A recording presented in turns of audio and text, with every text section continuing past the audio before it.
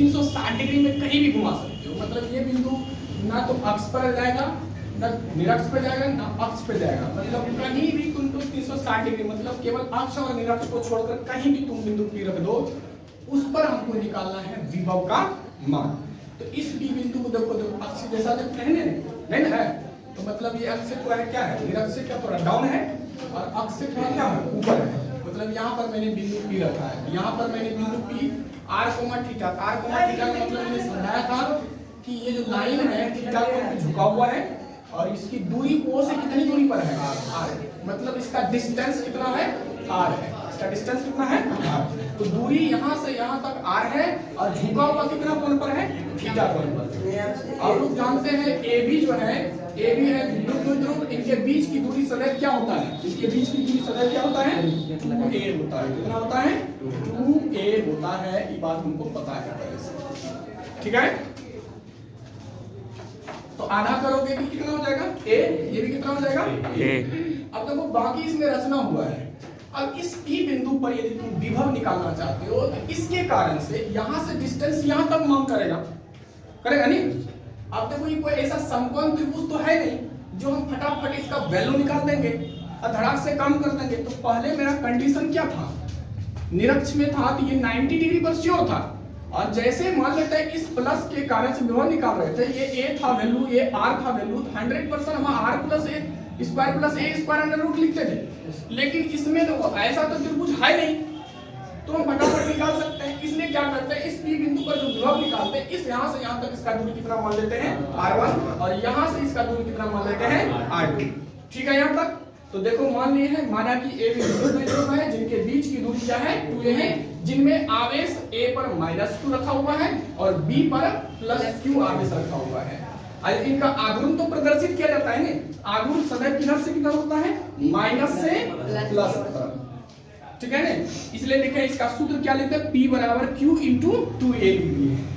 चूंकि AB से अब ये जो डिस्टेंस रखा है P बिंदु, कितने डिस्टेंस रखा है, चूंकि AB के बिंदु O से ध्रुवीय निर्देशांक, आपने कोई ध्रुवीय निर्देशांक हम बताए थे, दो आवेशों के लिए है। कितने आवेशों के लिए, दो आवेश, दो ध्रुव के लिए है। थीटा कोण भी ये झुका हुआ है और दूरी कितना है, r। तो एक प्रकार से ये नियामक अर्थात निर्देशांक बनाता है, इसलिए बोलते हैं ध्रुवीय निर्देशांक P r, थीटा पर हमें क्या निकालना है, यहाँ पर विभव का मान निकालना है। ठीक है यहाँ तक। अब चलो आगे रचना में तुमने क्या किया है, जैसे इसको समकोण त्रिभुज बनाना है। यदि ये एंगल छोटा होगा, ये एंगल छोटा होगा, तो सबसे पहले तुमको लंब खींचना पड़ेगा। देखो रचना मैंने क्या किया, OP वो बिंदु, ये जो OP भुजा है इसको बिंदु C तक बढ़ाया है। कहां तक बढ़ाया है, C तक बढ़ाया है। इसको बढ़ाते हुए ध्यान में रखते हुए बिंदु A से मैंने क्या किया है, लंब खींच दिया है। तो देखो यहाँ पर लिखा है बिंदु A, अब बिंदु OP को C तक बढ़ाया ताकि बिंदु A से AC लंब क्या खींचा जाए, AC लंब PC खींच सके, यहाँ तक खींचे। उसके बाद दूसरा काम क्या किया, बिंदु B से D तक खींचा है। तो लिखे हैं बिंदु B से BD लंब क्या है, पूरे भुजा कौन सी है, PC। मतलब ये भी लंब PC पर है और ये भी लंब क्या है, PC पर है। और ध्यान रखना जहां से लंब होता है भुजा वहीं से बराबर होता है, जहां से लंब होता है भुजा वहीं से बराबर। तो AP बराबर हो जाएगा PC और BP बराबर हो जाएगा PD। लंब यहां से ना है इसलिए यहाँ पर जरूर लिखेंगे PD। एक काम किया है, यहाँ पर जो माने थे पहले जो बोले थे कि यहाँ से दूरी इसका कितना मान लेना है, r1, और यहाँ से दूरी इसका कितना मान लेना है, r2। देखो यहाँ AP बराबर r1 मान लिया है और BP बराबर कितना मान लिया है, r2। अब लिखा है कोण छोटा होने पर, तो जब कोण छोटा होगा तो साथ साथ ध्यान रखना कि लंब भी होना चाहिए, इसलिए यहाँ पर देखो डायरेक्ट लिखा है AP बराबर PC। देखो AP बराबर क्या लिखा है, PC। तो AP का वैल्यू कितना है, r1, डायरेक्ट कितना रख दिए, r1। उसी तरह से BP बराबर क्या है, PD। तो BP का वैल्यू कितना है, r2। तो देखो यहाँ पर r2 लिख दिए हैं। अब इस P बिंदु पर हम विभव निकालते हैं यहाँ पर। तो ध्यान दो, बिंदु P पर -q के कारण विभव, ये लाइन तो हम शुरू से लिख रहे हैं, चेंज भी नहीं कर रहे हैं। इस बिंदु P पर पहले -q के कारण से विभव निकालना है। तो हमको पता है V बराबर KQ बटे क्या होता है, R। ठीक है ना। तो फार्मूला लगाओ, तो यहाँ माइनस के कारण से इसलिए V -q लिखेंगे। तो K और उनका आवेश कितना है, -q बटे दूरी। तो दूरी यहाँ से आता कितना है, r1। तो चलो r1 लिखते हैं। इसको हम समीकरण कितना लेते हैं, सेकंड। ऑलरेडी बना हुआ है यहाँ पर समीकरण फर्स्ट, इसको नाम दे देते हैं समीकरण फर्स्ट दे देते हैं। क्या नाम कितना दे देते हैं, समीकरण फर्स्ट। अब चलते हैं यही बिंदु फिर लिखना है, बिंदु P पर पुनः बिंदु P पर प्लस Q के कारण विभव, प्लस Q के कारण क्या लिखेंगे, विभव। तो देयरफॉर V प्लस क्या लिखेंगे, Q नहीं, V प्लस क्या लिखेंगे, Q। तो लिखो इनका आवेश कितना है, प्लस Q, अब बीच की दूरी इसका कितना है, तो लिखेंगे R2। इसको समीकरण कितना मान लेते हैं, थर्ड। अब देखो R1 R2 तो वैल्यू रख दिए, मेन टारगेट है R1 और R2 निकालना। इन्हीं दो को निकालने के चक्कर में थ्योरी लंबा हो गया है और कोई बड़ी बात नहीं है। तो चलो R1 R2 कैसे निकाल, यदि तुम R1 निकालना चाहते हो तो ये PC का वैल्यू, क्योंकि AP किसके बराबर है, PC के बराबर है, तो PC का यदि तुम निकाल लेते हैं वैल्यू, R1 अपने आप निकल जाएगा। तो PC निकालने के लिए देखो O से यहाँ तक आ रहा है वैल्यू, लेकिन O से C तक वैल्यू नहीं है। तो चलो OC का वैल्यू निकालने के लिए तुमको AOC त्रिभुज लेना पड़ेगा, AOC त्रिभुज लेना पड़ेगा। चलो सिंस समकोण त्रिभुज AOC में, अब बताओ ये थीटा है तो ये भी कितना होगा, ये थीटा है तो ये भी कितना होगा, आमने सामने का कोण बराबर होता है शीर्षाभिमुख कोण से। तो चलो ये थीटा, थीटा के सामने वाला भुजा लंब हो जाएगा और थीटा जिस पर आधारित है वो हो जाएगा आधार, ठीक है ना। अब इस 90 डिग्री के सामने वाला भुजा क्या हो गया, कर्ण। तो कर्ण कौन हो गया, जिसका ए भुजा है। इनको इनके साथ नहीं ले सकते क्योंकि इसकी भुजा दिया हुआ नहीं है, इनको इनके साथ लेंगे जिसका भुजा ए है, काम होगा इससे। ये हो गया आधार, ये हो गया कर्ण। जब और आधार और कर्ण की बात करते हैं तो हम लोग क्या इस्तेमाल करते हैं, cos थीटा का इस्तेमाल करते हैं। तो चलो आधार हो गया मेरा OC, देख लो यहाँ पर, यहाँ से यहाँ तक OC है, अब बटे कर्ण कितना है मेरा OA। तो दिस इंप्लाई cos थीटा बराबर OC बटे OA का यहाँ से यहाँ तक कितना वैल्यू है, A। तो दिस इंप्लाई OC बराबर हो जाएगा A cos थीटा। अब किसका वैल्यू निकालना है, अब जैसे यहाँ PD का वैल्यू निकालना है भाई, यहाँ OP का वैल्यू में से यदि तुम इसको घटा दोगे तभी तो PD निकलेगा नहीं। तो मेन टारगेट है तुम्हारा PD, OD नहीं निकला हुआ है, OD निकालना पड़ेगा। तो OD तुम निकालो, तो OD निकालने के लिए तुमको त्रिभुज BOD त्रिभुज में चलना पड़ेगा। तो सिंस समकोण त्रिभुज चलो BOD में लगाओ।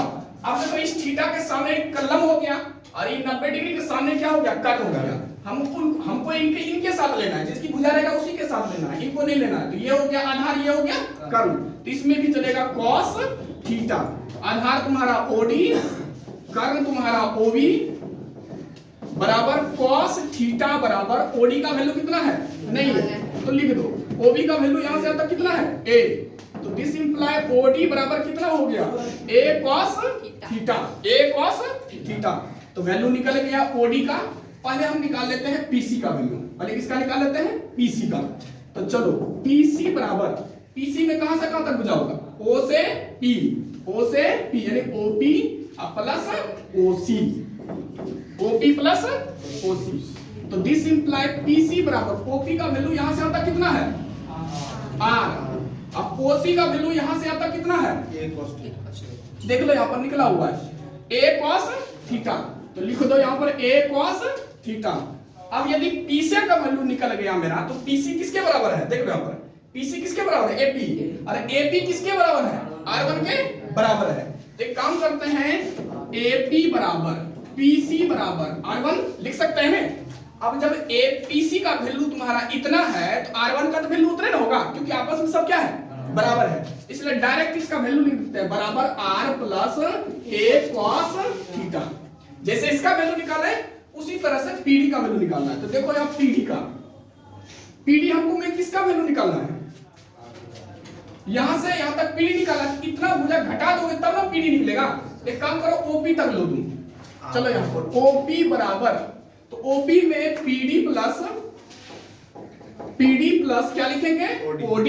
PD प्लस OD, ज्योमेट्री पर ध्यान दो, यहां पर निकालना किसका है, PD का नहीं। तो PD को रहने तो OD इसमें घट जाएगा नहीं, OP माइनस क्या हो जाएगा, OD।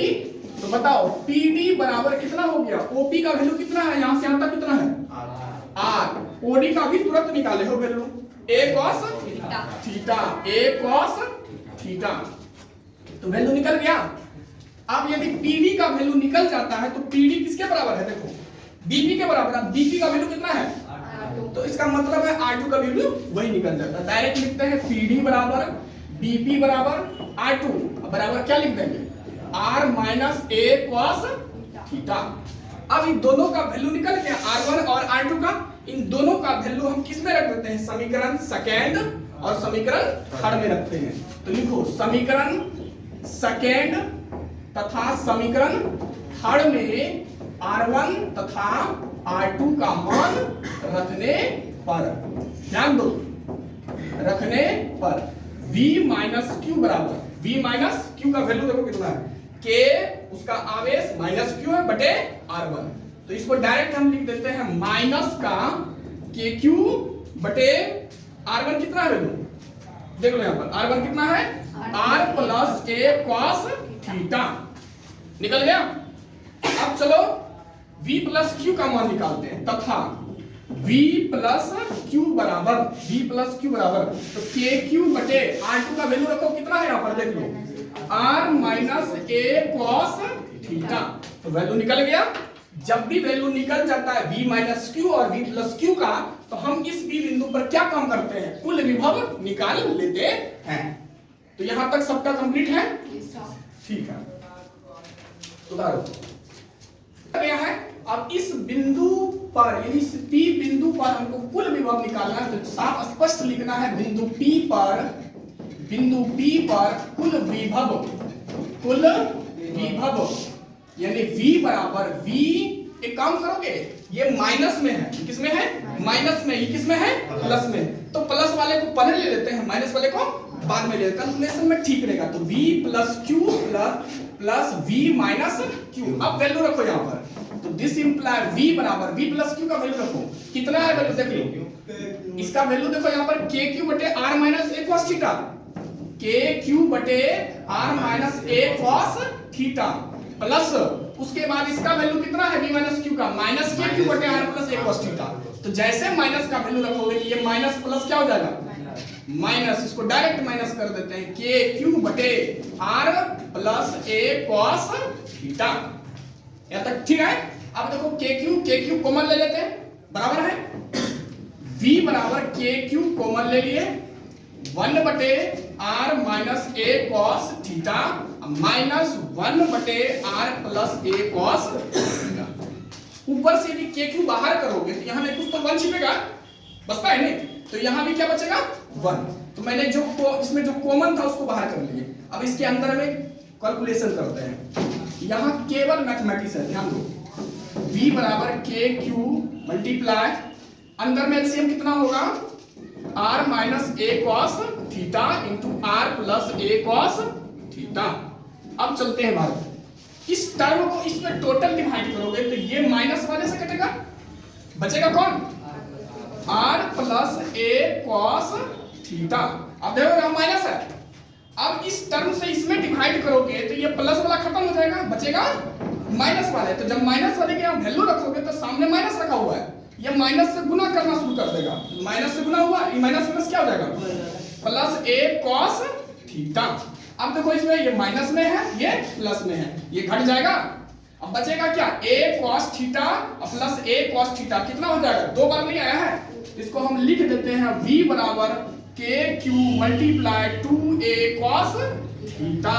अब बटे क्या लिखेंगे A minus B A plus B, तो A square minus B square, इसको डायरेक्ट ऐसे लिखे हैं A square minus A cos theta का होल स्क्वायर।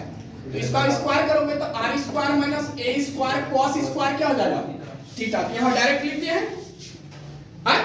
अब हमको एक बात स्पष्ट करके बताओ, इसमें R स्क्वायर बड़ा है कि A बड़ा है। देखो ये दूरी सदैव फिक्स रहता है, दूरी बढ़ता है R, इसलिए R सदैव बड़ा रहेगा किससे, A से बहुत बड़ा होगा, इसलिए यहाँ पर हमको लिख देना है। और इसको जब तुम हटाओगे तो टोटल क्या हो जाएगा 0 हो जाएगा, तो ये कंडीशन खत्म हो जाएगा, ये टर्म खत्म हो जाएगा, बचेगा क्या केवल R स्क्वायर। और फर्स्ट जो समीकरण दिया था Q इंटू कितना लिखे थे सूत्र 2A, तो क्या इसमें मिल सकता है हमको, तो खोजो इसको।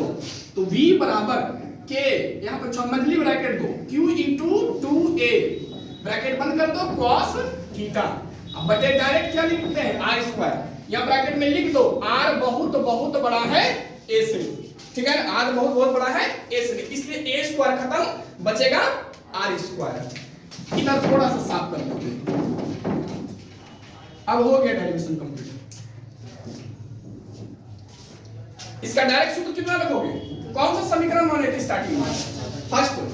चलो v बराबर के p, इसके स्थान पे डायरेक्ट वैल्यू क्या आ गया? p। इसका डायरेक्ट वैल्यू कितना रखोगे? p इनटू क्या है? cos थीटा बटे कितना? r square. कहां से रखे हो? समीकरण फर्स्ट से लिख देना है, समीकरण फर्स्ट से। तो बोलो डेरिवेशन कंप्लीट, ये सूत्र तुम्हारा निकल गया। अब इसमें हम दो केस निकालेंगे, first case, second case, 0 degree पर और 90 डिग्री पर। 0 डिग्री रखते हैं तो क्या अक्षीय सूत्र निकलेगा, और 90 डिग्री पर रखते हैं तो क्या निरक्षीय का सूत्र रखते हैं। तभी तो ये सामान्य बिंदु कहलाएगा। सामान्य का मतलब तुम अक्ष का भी सूत्र बन जाओगे और निरक्ष का भी सूत्र बन जाओगे। समझ रहे हैं? जब भी हम थ्योरी बतावे, एक बात का सदैव ध्यान रखो, पूरा ध्यान रहे यहाँ पर, बगल में क्या हो रहा है, खटपट कुछ भी हो, उस पर कभी ध्यान नहीं दो। थोड़ा सा ध्यान हटेगा तो कुछ पॉइंट हट जाएगा दिमाग। फिजिक्स है, मजाक मत करो कभी। साइंस ऐसे भी मजाक करने वाली चीज है नहीं। जब जब साइंस से मजाक हुआ है तब तक दुर्घटना हुआ है, समझा? इसलिए साइंस से कभी मजाक मत करो, इसको कॉन्फिडेंस के साथ समझो। ठीक है, उतारो।